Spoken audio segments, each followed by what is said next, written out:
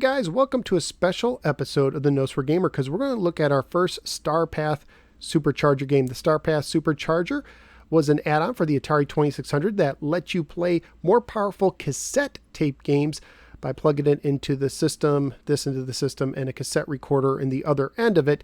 But today I'm going to use the Stella Gets a New Brain CD compilation of Supercharger games, and we're going to look at Sword of Saros. And looking at that original box art, looks like it's about a knight who has gigantic metallic bunny ears. Seriously, how do you balance with those ears? They're massive.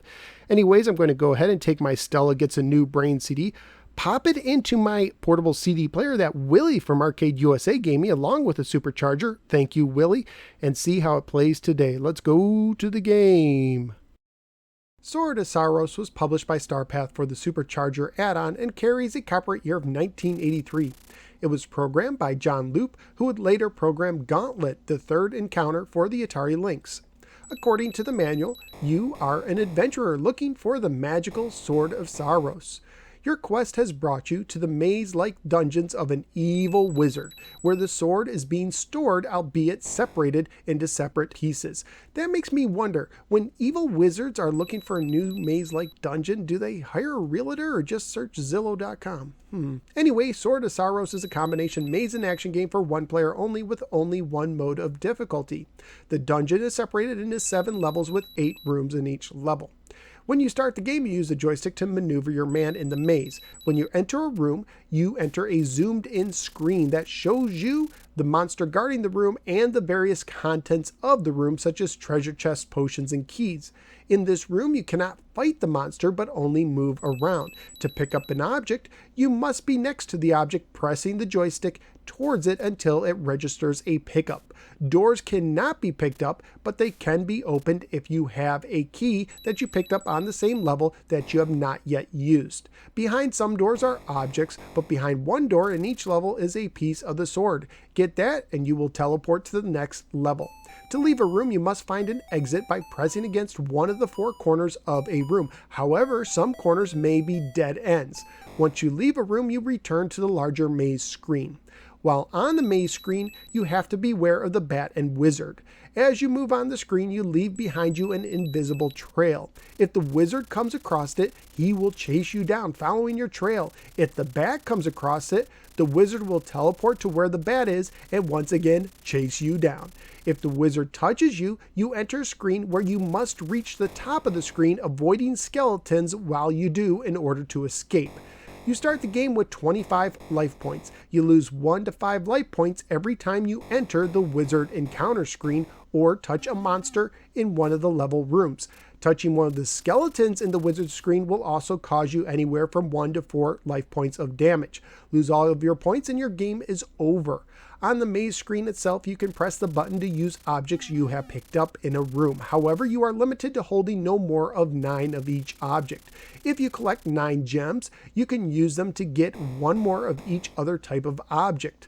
Lamps can be used to make the entire maze visible in levels 3 and beyond when only a portion of the maze is visible.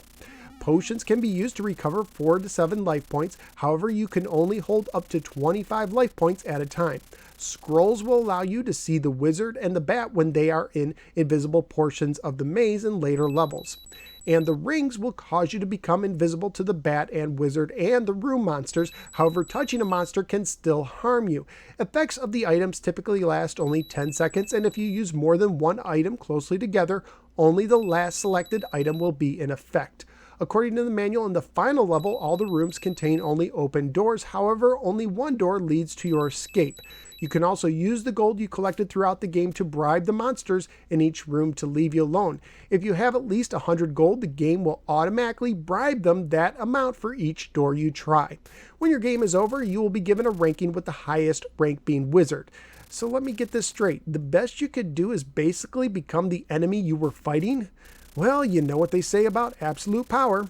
As far as the graphics and the limited sound go, I was really not that impressed, especially considering that this is a Supercharger game. However, the game didn't feel that supercharged at all in these departments.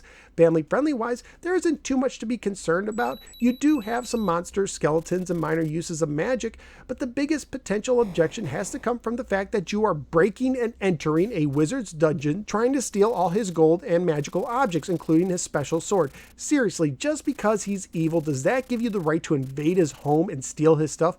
Perhaps in the game he's simply attacking you out of self-defense. At the time of my research on eBay, this game turned out to be quite rare. There was only one loose cassette that sold with a manual for $200 on eBay. You could also pick up the Stella Gets a New Brain CD compilation of Supercharger games for about $100. And those prices do include shipping. So what did I think of Sword of Saros? Despite the fact that the game has some promise with the ability to use multiple items, on the whole, the game was a big disappointment. On the maze screen, I really wish it was a lot clearer where the rooms are. And in the rooms, I think it would have helped to have been able to actually see the exits. Also, you can't see your hit points in the room, so when you get hit by a monster, you have no idea how much damage you took and no way of using a potion until you get out of that room.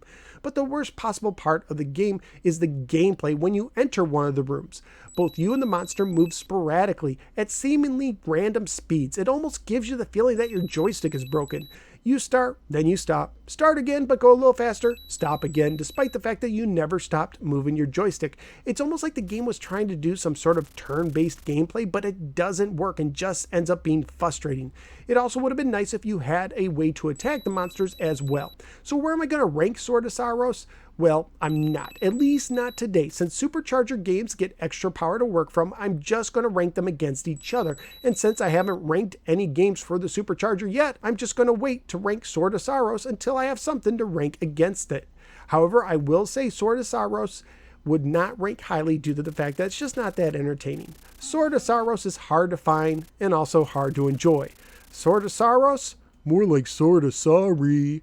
If you enjoy retro-related videos, would you please click the like and subscribe buttons? You can also follow me both on the Facebook and Twitter. I'm also a member of the Retro Junkies Network. You can find more retro podcasts and videos at theretrojunkies.com, and you can support the show on Patreon. Just go to patreon.com/NoSwearGamer for more information. Thank you for giving me a little part of your day, and I look forward to seeing you next time on the next episode of the No Swear Gamer. Bad Sword of Saros. Bad game. Bad.